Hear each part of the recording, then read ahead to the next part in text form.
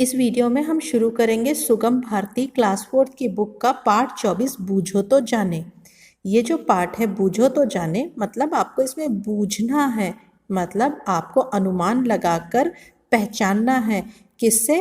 पहेलियों से। तो इसमें है बहुत सारी पहेलियाँ। तो हम पहेलियों को यहाँ पर शुरू करेंगे। तो इस पार्ट में आप सोचेंगे कि ये कौन हो सकता है, और जो भी बातें पहेली में बताई गई हैं उससे आप अनुमान लगा लेंगे कि यहाँ किसके बारे में बात हो रही है। इस एक ही वीडियो में हम इस पूरे लेसन को पूरा करेंगे। पहली पहेली है, स्वतंत्रता है मेरा जन्म सिद्ध अधिकार और उसे मैं लूंगा था उनका उद्गार।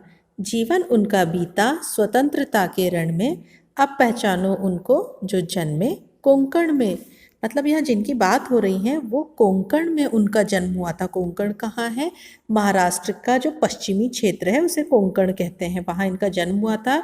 और इनका नारा था कि स्वतंत्रता मेरा जन्म सिद्ध अधिकार है और मैं उसे लूंगा। और ये इससे समझ में आ रहा है कि एक स्वतंत्रता संग्राम सेनानी थे, मतलब देश की आज़ादी के लिए इन्होंने काम किया और ये बहुत ही लोकप्रिय नेता थे। तो ये कौन है? ये है लोकमान्य तिलक जी। ये भारत के एक राष्ट्रवादी और शिक्षक भी थे, ये समाज सुधारक भी थे और वकील भी थे। भारत के बहुत लोकप्रिय नेता थे ये। दूसरी पहेली में हम आ जाते हैं।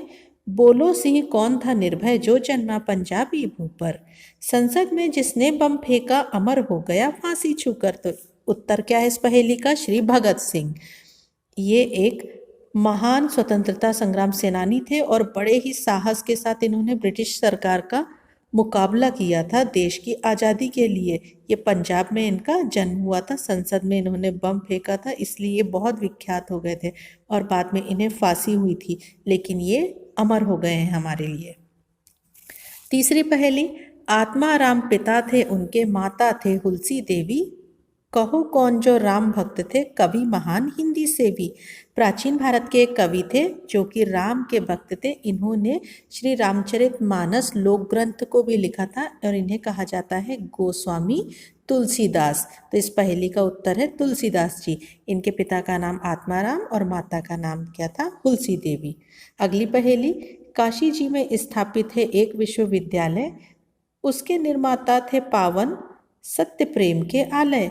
कहो कौन वे जो देश में महामना कहलाते, जो कि देश में महामना कहलाते, जिनकी विनयशीलता सम्मुख सब जन शीश झुकाते। मतलब एक ऐसे व्यक्ति जो कि काशी में जो एक विश्वविद्यालय मतलब यूनिवर्सिटी है उसके निर्माता है और जो महामना कहलाते हैं। महामना का मतलब ऐसे व्यक्ति जो बहुत ही आदर्श पुरुष, सज्जन पुरुष है और सत्य प्रेम के रूप में वो जाने माने जाते हैं और जिनकी विनयशीलता के कारण सभी उनके सामने सिर झुकाते हैं। महामना का मतलब है यह ऐसे व्यक्ति, और महामना इन्हीं को कहा गया है हमारे देश में। ये एकमात्र ऐसे व्यक्ति हैं जिनको महामना कहा गया है। तो वो कौन है? मदन मोहन मालवीय जी।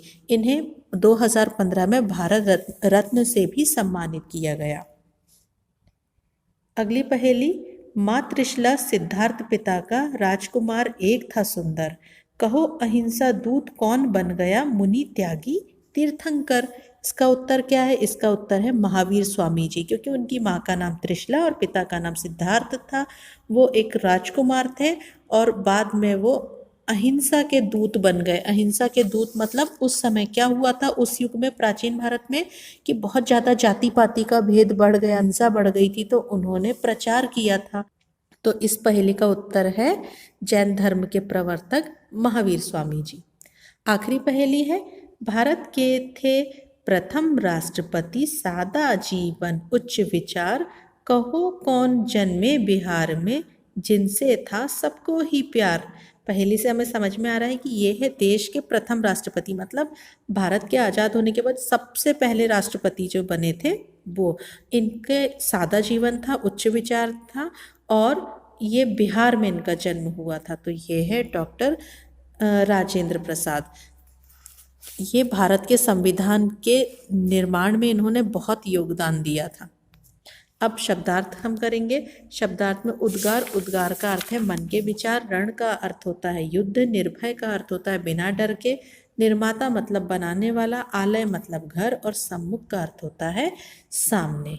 अब अनुभव विस्तार हम शुरू करेंगे। नंबर का पढ़िए, समझिए और लिखिए। यहाँ हमने वर्णों को मिलाना है, हमने इसको पढ़ लिए और समझ हम ये गए हैं कि जो आधा अक्षर है उसको हलंत के रूप में लिखते हैं, खड़ी पाई वाले व्यंजन को।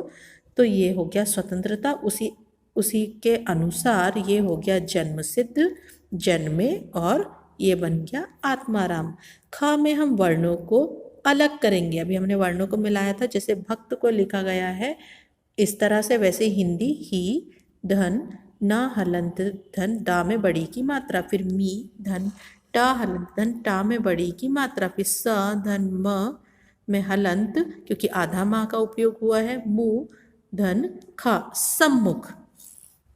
आगे बढ़ते हैं, हम जोड़ी बनाएंगे। जोड़ी में हम यहाँ पर देख रहे हैं कि हम यहाँ महापुरुषों के नाम हम एक कॉलम में देख रहे हैं, दूसरे कॉलम में हम देख रहे हैं जगह के नाम।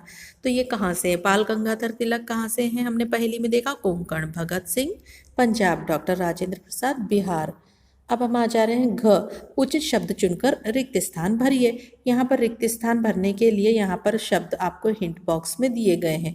तुलसीदास जी क्या थे? अहिंसा दूत थे। महामना थे या राम भक्त थे? तो वो क्या थे? राम भक्त। महावीर स्वामी किसके रूप में जाने जाते थे? अहिंसा दूत। मदन मोहन मालवीय महामना के नाम से माने जाते थे। नंबर 2 बताइए, ये है प्रश्नों के उत्तर जो कि ओरल है, मतलब मौखिक है। तुलसीदास जी के पिता का क्या नाम था? तो हमने पहली में देखा था आत्माराम जी। महामना के नाम से किसे जाना जाता था? मदन मोहन मालवीय जी को। काशी विश्वविद्यालय की स्थापना किसने की थी? मदन मोहन मालवीय जी ने। नंबर 3 ख, इसमें 2 ही प्रश्न उत्तर है जो आपको अपनी नोटबुक में लिखना है।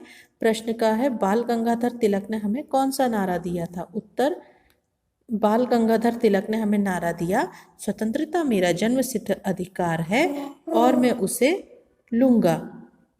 प्रश्न ख, भारत के प्रथम राष्ट्रपति कौन थे? उत्तर, भारत के प्रथम राष्ट्रपति बिहार राज्य में जन्मे सादा जीवन उच्च विचार वाले डॉक्टर राजेंद्र प्रसाद थे। भाषा की बात में नंबर 4 शुद्ध उच्चारण कीजिए। इसको पढ़कर आप देखिए। जन्म सिद्ध, उद्गार, कोंकण, आत्माराम, निर्मल, झुकाया, अंकित और सम्मुख। प्रश्न 5 नंबर 5 श्रुतलेख, मतलब ये डिक्टेशन है। आप श्रुतलेख मतलब आपको किसी बड़े को बोलिए कि वो इन शब्दों को बोलिए और आप लिखेंगे इनको। ये है निर्माता, निर्भय, संसद, विनयशीलता, झुकाते, त्रिशला, तीर्थंकर और राष्ट्रपति। यहाँ तीर्थंकर लिखा हुआ है, राष्ट्रपति। जोड़ी बनाइए। अब यहाँ हमें शब्दों की जोड़ी बनाना है और शब्दों की जोड़ी स्वतंत्रता जैसे है तो हम इसे परतंत्रता से मिलाएं तो ये बन गई विलोम शब्द की जोड़ी। उसी तरह से जीवन का विलोम मृत्यु, पावन का विलोम अपावन, निर्भय का विलोम भय, सत्य का विलोम असत्य, प्रेम का विलोम घृणा, धीर का विलोम अधीर और हिंसा का विलोम अहिंसा।